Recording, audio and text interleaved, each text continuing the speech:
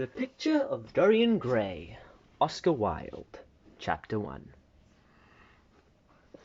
The studio was filled with the rich odor of roses, and when the light summer wind stirred amidst the trees of the garden, there came through the open door the heavy scent of the lilac, or the more delicate perfume of the pink flowering thorn.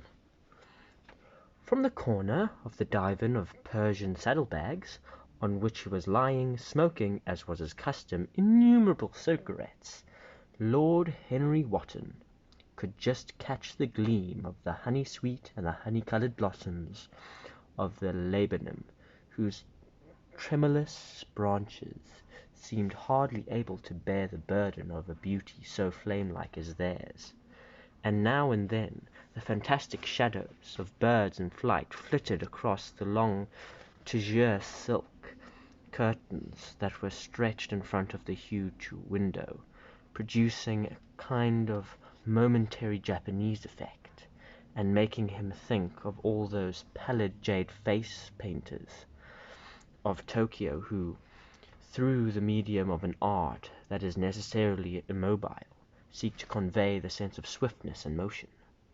The sullen murmur of the bees shouldering their way through the long unmown grass, or the circling with monotonous insistence around the dusty gilt thorns of the strangling woodbine, seemed to make the stillness more oppressive. The dim roar of London was like the Bourbon note of a distant organ. In the centre of the room, clamped to an upright easel, stood the full-length portrait of a young man of an extraordinary personal beauty, and in front of it, some little distance away, was sitting the artist himself, Basil Hallward, whose sudden disappearance some years ago caused, at the time, such public excitement, and gave rise to so many strange conjectures. As the painter looked at the gracious and comely form he had so skilfully mirrored in his art, a smile of pleasure passed across his face, and seemed about to linger there, but he suddenly started up, and, closing his eyes, placed his fingers upon the lids, as though he sought to imprison within his brain some curious dream of which he feared he might awake. "It is your best work, Basil, the best thing you have ever done," said Lord Henry languidly. "You must certainly send it next year to the Grosvenor. The Academy is too large and too vulgar. Whenever I have gone there have been either so many people that I have not been able to see the pictures, which was dreadful, or so many pictures that I have not been able to see the people, which was worse. The Grosvenor is really the only place." "I don't think I shall send it anywhere," he answered, tossing his hair back in that odd way that used to make his friends laugh at him at Oxford. "No, I won't send it anywhere." Lord Henry elevated his eyebrows, and looked at him in amazement through the thin blue wreaths of smoke that curled up in such fanciful whirls from his heavy opium-tainted cigarette. "Not send it anywhere, my dear fellow? Why? Have you any reason? What odd chaps you painters are! You do anything in the world to gain a reputation. As soon as you have one, you seem to want to throw it away. It is silly of you, for there is but one thing in the world worse than being talked about, and that is not being talked about. A portrait like this would set you far above all the young men in England, and make the old men quite jealous, if old men were ever capable of any emotion." I know you will laugh at me," he replied, "but I really can't exhibit it. I've put too much of myself into it." Lord Henry stretched himself out on the divan and laughed. "Yes, you would, but it is quite true, all the same." "Too much of yourself in it? Upon my word, Basil, I didn't know you were so vain. And I really can't see any resemblance between you, with your rugged strong face and your coal-black hair, and this young Adonis, who looks as if he was made out of ivory and rose leaves. Why, my dear Basil, he is a Narcissus, and you, well, of course you have an intellectual expression and all that, but beauty, real beauty, ends where an intellectual expression begins. Intellect is in itself a mode of exaggeration, and destroys the harmony of any face. The moment one sits down to think, one becomes all nose, or all forehead, or something horrid. Look at the successful men in any of the learned professions. How perfectly hideous they are, except, of course, in the church, but then in the church they don't think. A bishop keeps on saying at the age of 80 what he was told to say when he was but a boy of 18, and as a natural consequence he always looks absolutely delightful. Your mysterious young friend, whose name you have never told me, but whose picture really fascinates me, never thinks. I feel quite sure of that. He is some brainless, beautiful creature who should be always here in winter when we have no flowers to look at, and always here in summer when we want something to chill our intelligence.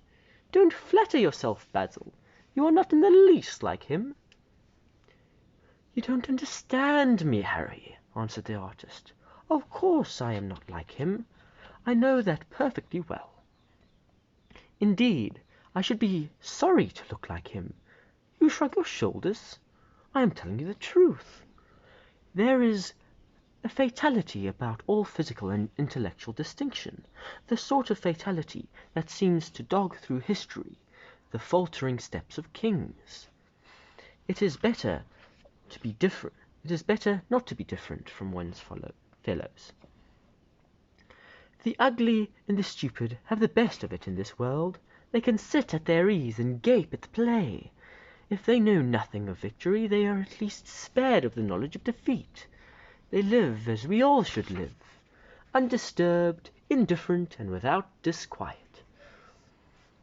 They never bring ruin upon others, nor ever receive it from alien hands. Your rank and wealth, Harry, my brains, such as they are, my art, whatever it may be worth, Dorian Gray's good looks, we shall all suffer for what the gods have given us, suffer most terribly. Dorian Gray? Is that his name? Asked Lord Henry, walking across the studio towards Basil Hallward. Yes, that is his name. I didn't intend to tell you. But why not? Oh, I can't explain. When I like people immensely, I never tell their names to anyone. It seems to be I have grown to love secrecy, because it is like surrendering a part of them. It seems to be the one thing that can make modern life mysterious or marvelous to us. The commonest thing is delightful if one only hides it. When I leave town now, I never tell my people where I am going. If I did, I would lose all my pleasure. It is a silly habit, I dare say, but somehow it seems to bring a great deal of romance into one's life. I suppose you think me awfully foolish about it? Not at all, answered Lord Henry. Not at all, my dear Basil. You seem to forget that I am married, and the one charm of marriage is that it makes a life of deception absolutely necessary for both parties. I never know where my wife is, and she never knows what I'm doing.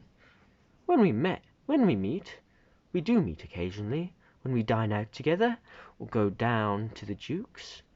We tell each other the most absurd stories, with the most serious faces. My wife is very good at it, much better, in fact, than I am.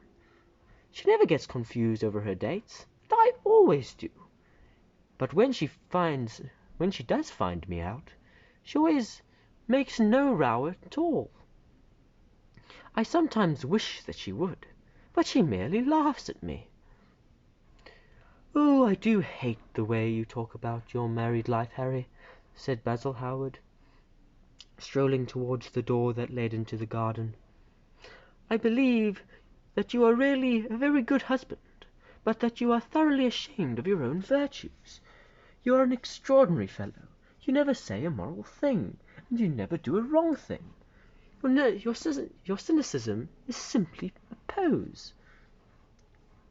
Being natural is simply a pose, and the most irritating pose I know," cried Lord Henry, laughing; and the two young men went into the garden together, and ensconced themselves on a long bamboo seat that stood on the shade of a tall laurel bush. The sunlight slipped over the polished leaves. In the grass white daisies were tremulous. After a pause, Lord Henry pulled out his watch. "Oh, I'm afraid I must be going, Basil," he murmured, "and before I go I insist on your answering a question I put to you some time ago." "What is that?" asked the painter, keeping his eyes fixed on the ground. "You know quite well. Do you not, Harry? Well, I will tell you what it is. I want you to explain to me why you won't exhibit Dorian Gray's picture. I want the real reason." "I told you the real reason." "No, you did not. You said it was because there is too much of yourself in it. Now, that is childish."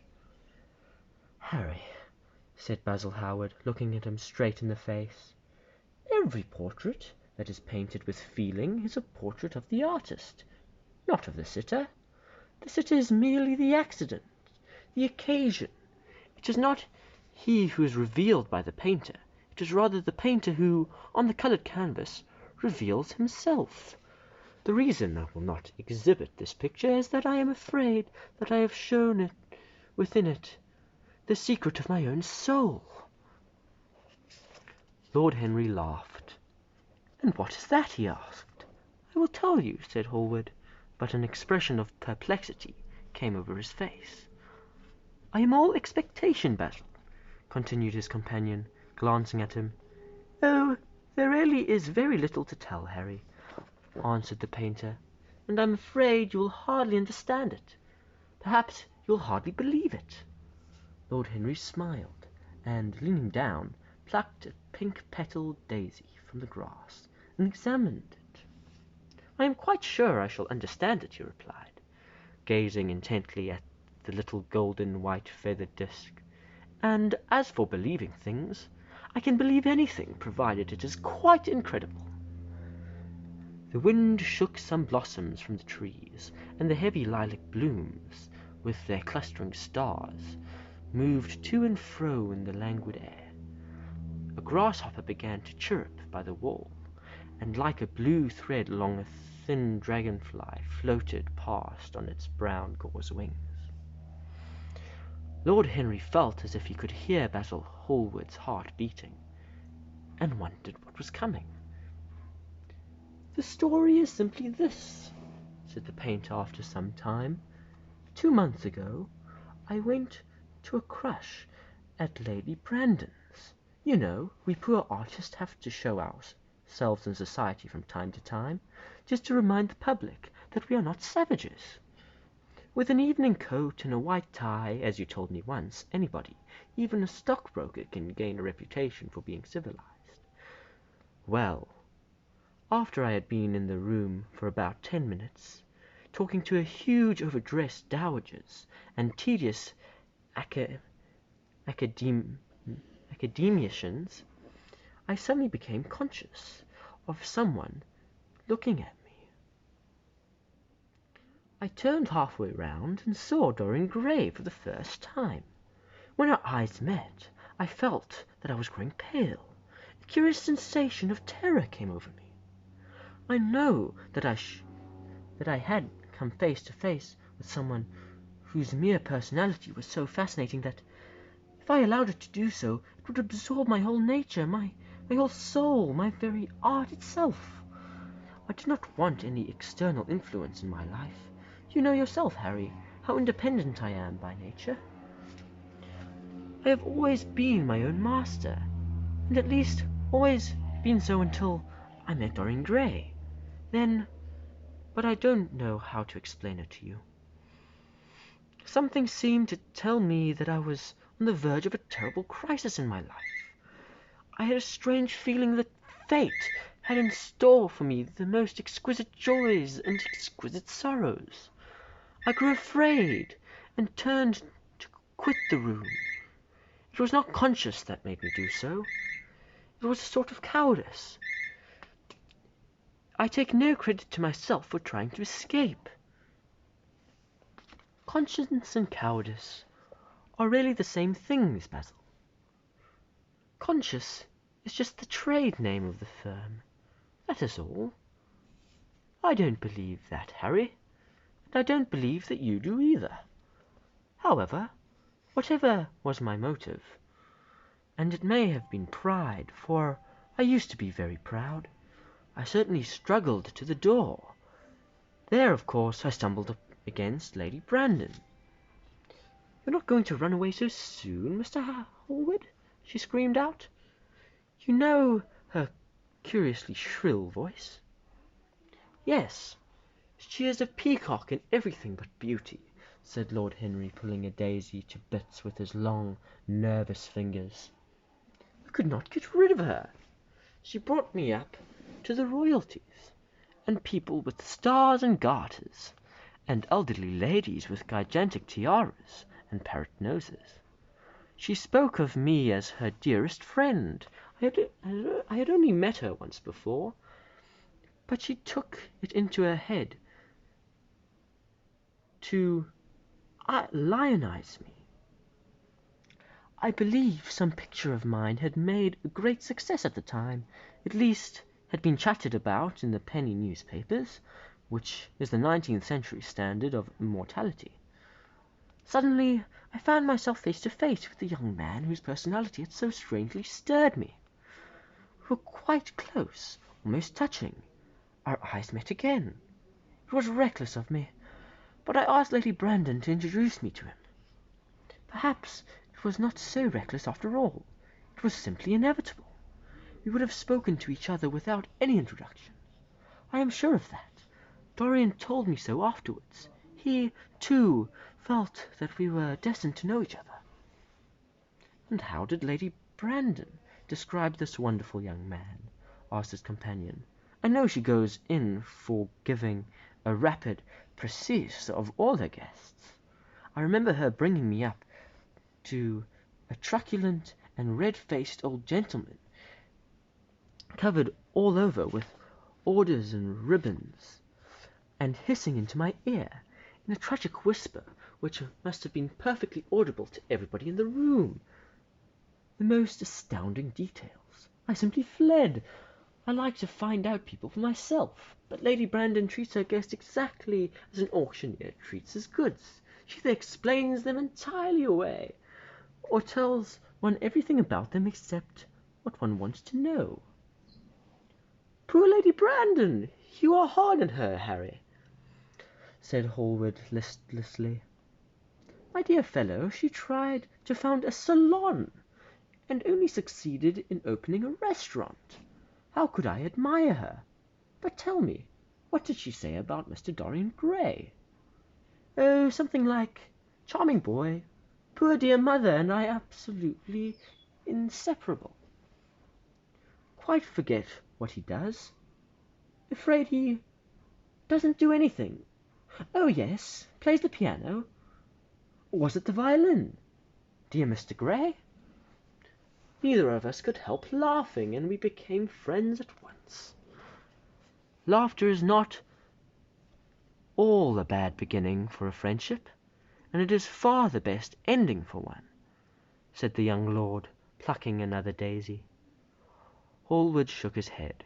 "You don't understand what friendship is, Harry," he murmured, "or what enmity is, for that matter.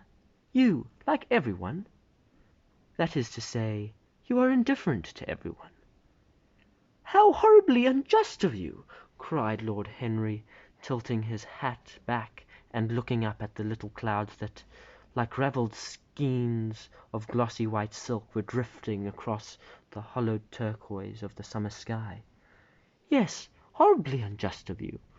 I make a great difference between people.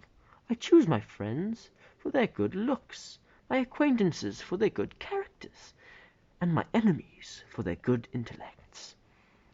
A man cannot be too careful in the choice of his enemies. I have not got one who is a fool. They are all men with some intellectual power, and consequently they all appreciate me. Is that very vain of me? I think it is rather vain." "I should think that it was, Harry. But according to your category, I must be merely an acquaintance." "My dear old Basil, you are much more than an acquaintance, and much less than a friend. A sort of brother, I suppose?" "Oh, brothers! I don't care for brothers. My elder brother won't die, and my younger brothers seem never to do anything else." "Harry!" exclaimed Howard, frowning. "My dear fellow, I am not quite serious, but I can't help detesting my relations. I suppose it comes from the fact that none of us can stand other people having the same faults as ourselves. I quite sympathize with the rage of the English democracy against what we call the vices of the upper orders. The masses feel that drunkenness, stupidity, and immorality should be their own special property, and that if any one of us makes an ass of himself he is poaching on their preserves. When poor Southwark got into the divorce court, their indignation was quite magnificent, and yet I don't suppose that 10% of the proletariat live correctly." "I don't agree with a single word you have said, and what is more, Harry, I feel sure you don't either." Lord Henry stroked his pointed brown beard, and tapped on the toe of his patent leather boot with a tasselled ebony crane. "How English you are, Basil! That is the second time you have made that observation. If one puts forward an idea of it to a true Englishman, always a rash thing to do, he never dreams of considering whether the idea is right or wrong. The only thing he considers of any importance is whether one believes it in oneself. Now, the value of an idea has nothing whatsoever to do with the sincerity of the man who expresses it. Indeed, the probabilities are that the more insincere the man is, the more purely intellectual the idea will be, as in that case it will not be coloured by either his wants, his desires, or his prejudices. However, I don't propose to discuss politics, sociology, or metaphysics with you. I like persons better than principles, and I like persons with no principles better than anything else in the world. Tell me more about Mr. Dorian Gray. How often do you see him?" "Every day. I couldn't be happy if I didn't see him every day. He is absolutely necessary to me." "How extraordinary! I thought you would never care for anything but your art." "He is all my art to me now," said the painter gravely. I sometimes think, Harry, that there are only two eras of any importance in the world's history. The first is the appearance of a new medium for art, and the second is the appearance of a new personality for art also. What the invasion of oil painting was to the Venetians, the face of Antonius was to the late Greek sculpture, and the face of Dorian Gray will some day be to me. It is not merely that I paint from him, draw from him, sketch from him. Of course I have done all that, but he is so much more to me than a model or a sitter. I won't tell you that I am dissatisfied with what I have done of him, or that his beauty is such that art cannot express it. There is nothing that art cannot express, and I know that the work I have done since I met Dorian Gray is good work, is the best work of my life. But in some curious way, I wonder, will you understand me? His personality has suggested to me an entirely new manner in art, an entirely new mode of style. I see things differently. I think of them differently. I can now recreate life in a way that was hidden from me before. A dream form in days of thought. Who was it who says that? I forget. What is it that Dorian Gray has been to me? the merely invisible presence of this lad, for he seems to me little more than a lad, though he is really over 20. His merely visible presence. Ah! I wonder, can you realize all that means? Unconsciously, he defines for me the lines of a fresh school, a school that is to have in it all the passion of the romantic spirit, all the perfection of the spirit that is Greek, the harmony of soul and body. How much that is!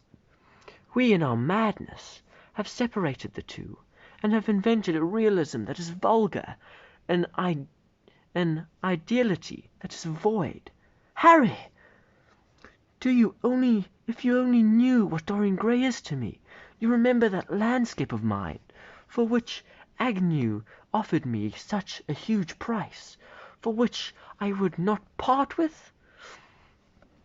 It is one of the best things I have ever done. And why is that so? Because while I was painting it, Dorian Gray sat beside me. Some subtle influence passed from him to me, and for the first time in my life I saw in the plain woodland the wonder I had always looked for, and always missed. Basil, this is extraordinary. I must see Dorian Gray. Hallward got up from the seat, and walked up and down the garden. After some time he came back. "Harry," he said, "Dorian Gray is to me simply a motive in art. You might see nothing in him. I see everything in him. He is never more present in my work than when no image of him is there. He is a suggestion, as I have said, of a new manner. I find him in the curves of certain lines, in the loveliness and the subtleties of certain colours. That is all." "Then why won't you exhibit his portrait?" asked Lord Henry. "Because, without intending it, I have put into it some expression of all this curious artistic idolatry,